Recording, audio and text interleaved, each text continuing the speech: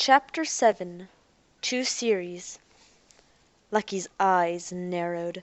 He felt the muscles of his right arm tense as though to reach for a hip at which no blaster nestled.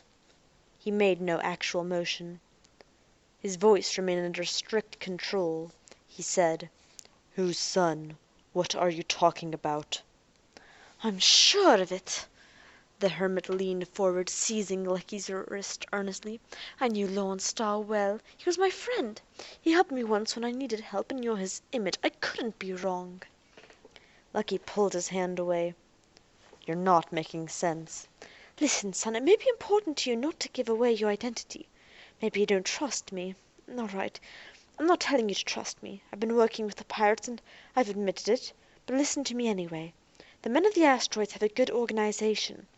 It may take them weeks, but if Anton suspects you, they won't stop till you're checked from the ground up. No phony story will fool them. They'll get the truth and they'll learn who you are. Be sure of that. They'll get your true identity. Leave, I tell you, leave." Lucky said, "If I were this guy you say I am, old timer, aren't you getting yourself into trouble? I take it you want me to use your ship." "Yes." "And what would you do when the pirates returned?" "I wouldn't be here. Don't you see I want to go with you?" "And leave all you have here?" The old man hesitated.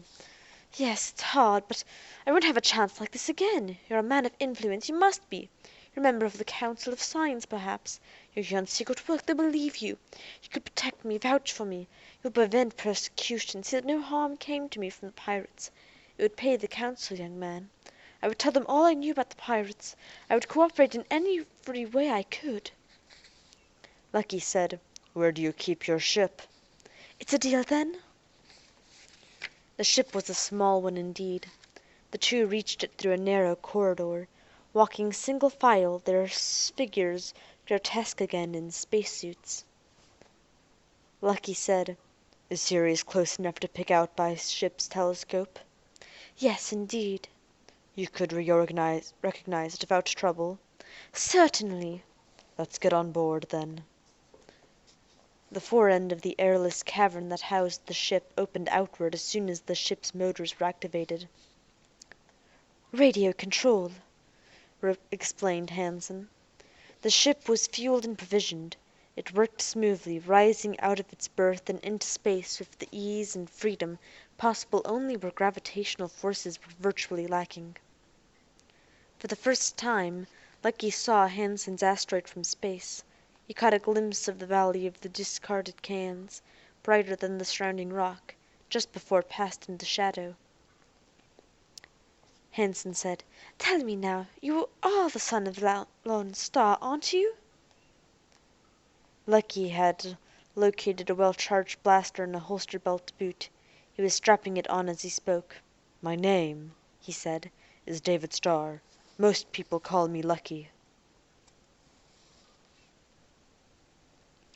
Ceres is a monster among the asteroids. It is nearly 500 miles in diameter, and, standing upon it, the average man actually weighs 2 full pounds. It is quite spherical in shape, and anyone very close to it in space could easily think it was a respectable planet. Still, if the earth were hollow it would be possible to throw into it 4,000 bodies the size of Ceres before filling it up. Bigman stood on the surface of Ceres, his figure bloated in a spacesuit which had been loaded to bursting with lead weights and on shoes the soles of which were foot-thick lead clogs. It had been his own idea, but it was quite useless. He still weighed less than 4 pounds, and his every motion threatened to twist him up into space. He had been on Ceres for days now, since the quick space flight with Conway and Henry from the moon, waiting for this moment, waiting for Lucky Starr to send in the radio message that he was coming in. Gus Henry and Hector Conway had been nervous about it, fearing Lucky's death, worrying about it. He, Bigman, had known better. Lucky could come through anything. He told them that. When Lucky's message finally came, he told them again. But, just the same, out here on Ceres' frozen soil with nothing between himself and the stars, he admitted a sneaking sensation of relief. From where he sat he was looking directly at the dome of the observatory, its lower reaches dipping just a little below the close horizon. It was the largest observatory in the terrestrial empire for a very logical reason. In that part of the solar system, from inside the orbit of Jupiter, the planets Venus, Earth, and Mars had atmospheres and were, by that very fact, poorly suited for astronomical observation. The interfering air, even when it was as thin as that of Mars, blotted out the finer detail. It wavered and flickered star images and spoiled things generally. The large airless object inside Jupiter's orbit was Mercury, but that was so close to the sun that the observatory in its twilight zone specialized in solar observations. Relatively small telescopes sufficed. The second largest airless object was the moon.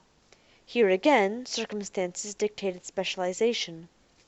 Weather forecasts on Earth, for instance, had become an accurate long-range science, since the appearance of Earth's atmosphere could be viewed as a whole from a distance of 250,000 miles.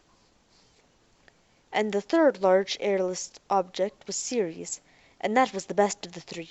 Its almost non-existent gravity allowed huge lenses and mirrors to be poured without the danger of breakage, without even the question of sag, due to its own weight. The structure of the telescope tube itself needed no particular strength. Ceres was nearly 3 times as far from the sun as was the moon, and sunlight was only 1/8 as strong. Its rapid revolution kept Ceres' temperature almost constant. In short, Ceres was ideal for observation of the stars and of the outer planets. Only the day before Bigman had seen Saturn through the 1,000-inch reflecting telescope, the grinding of the huge mirror having consumed 20 years of painstaking and continuous labor. "What do I look through?" he had asked. They laughed at him. "You don't look through anything," they said. They worked the controls carefully, 3 of them each doing something that coordinated with the other 2, until all were satisfied.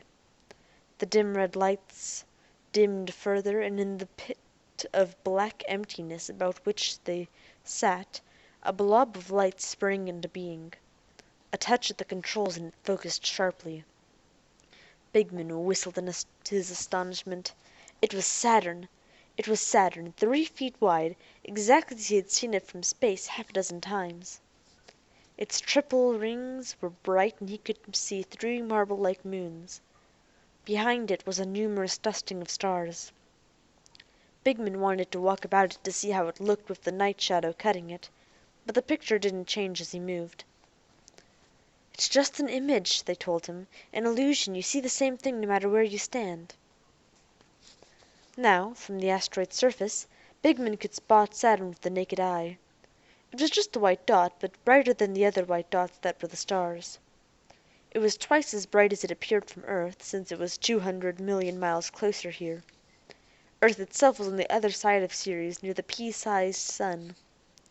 Earth wasn't a very impressive sight, since the sun invariably dwarfed it.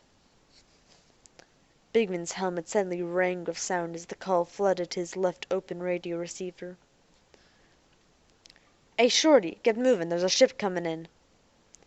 Bigman jumped at the noise and moved straight upward, limbs flailing. He yelled, "Who ya callin' Shorty?" But the other was laughing. "Hey, how much do you charge for flyin' lessons, little boy?" Little boy, you!" screamed Bigman furiously. He had reached the peak of his parabola and was slowly and hesitatingly beginning to settle downward once more. "What's your name, wise guy? Say your name and I'll crack your gizzard as soon as I get back and peel the suit."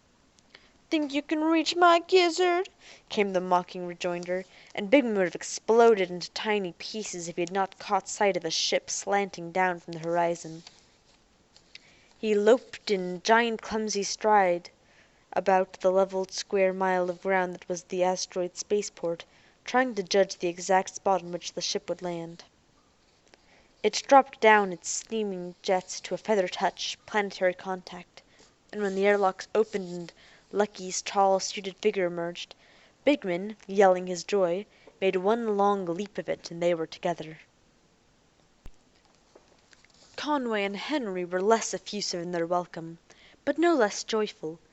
Each wrung Lucky's hand as though to confirm, by sheer muscular pressure, the reality of the flesh and blood they beheld. Lucky laughed. "Whoa, whoa, will you? Give me a chance to breathe. What's the matter? Didn't you think I was coming back?" "Look here," said Conway, "you'd better consult us before you take off on just any old fool notion." "Well, now, if it's too much of a fool notion, please, or you won't let me." "Never mind that. I can ground you for what you've done. I can have you put under detention right now. I can suspend you. I can throw you off the council," said Conway. "Which of them are you going to do?" "None of them, you darned overgrown young fool. But I may beat the brains out of you one of these days." Lucky turned to Augustus Henry. "You wouldn't let him, will you?" "Frankly, I'll help him." "Then I'll give up in advance. Look, there's a gentleman here I'd like to have you meet." Until now Hansen had remained in the background, obviously amused by the interchange of nonsense. The two older councilmen had always been too full of Lucky Starr even to be aware of his existence. "Dr. Conway," said Lucky. "Dr. Henry, this is Joseph P. Hansen, the man whose ship I used to come back. He has been of considerable assistance to me." The old hermit shook hands with the two scientists. "I don't suppose you can possibly know Doctors Conway and Henry?" said Lucky. The hermit shook his head. "Well," he went on, "they're important officials in the Council of Science. After you've eaten and had a chance to rest, they'll talk to you and help you, I'm sure." An hour later the two councilmen faced Lucky with sober expressions. Dr. Henry tapped tobacco into his pipe with a little finger and smoked quietly as he listened to Lucky's accounts of his adventures with the pirates. "Have you told any of this to Bigman?" he asked. "I just spent some time talking to him," said Lucky. "And he didn't insult you for not taking him?" "He wasn't pleased," Lucky admitted. But Conway's mind was more seriously orientated. "A Syrian-designed ship, eh?" he mused. "Undoubtedly so," said Lucky. "At least we have that piece of information." "The information wasn't worth the risk," said Conway dryly. "Much more disturbed over another piece of information we have right now. It's obvious that the Syrian organization penetrates into the Council of Science itself." Henry nodded gravely. "Yes, I saw that too. Very bad." Lucky said, "How do you make that out?" "Galaxy boy, it's obvious," growled Conway.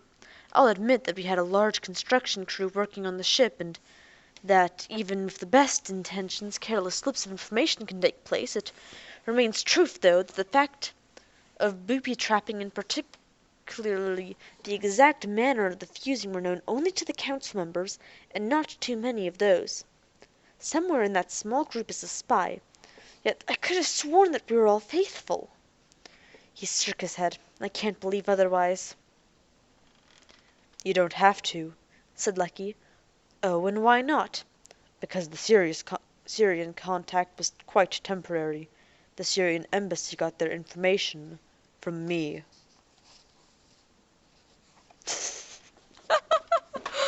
Okay, that was fun. Not sure why you'd give out information that the ship you're on is booby trapped, but I suppose that explains why he was just sort of waiting expectantly on the ship. Like he was. Alright. Hope you all enjoyed, and the next chapter will be released on Tuesday. Bye!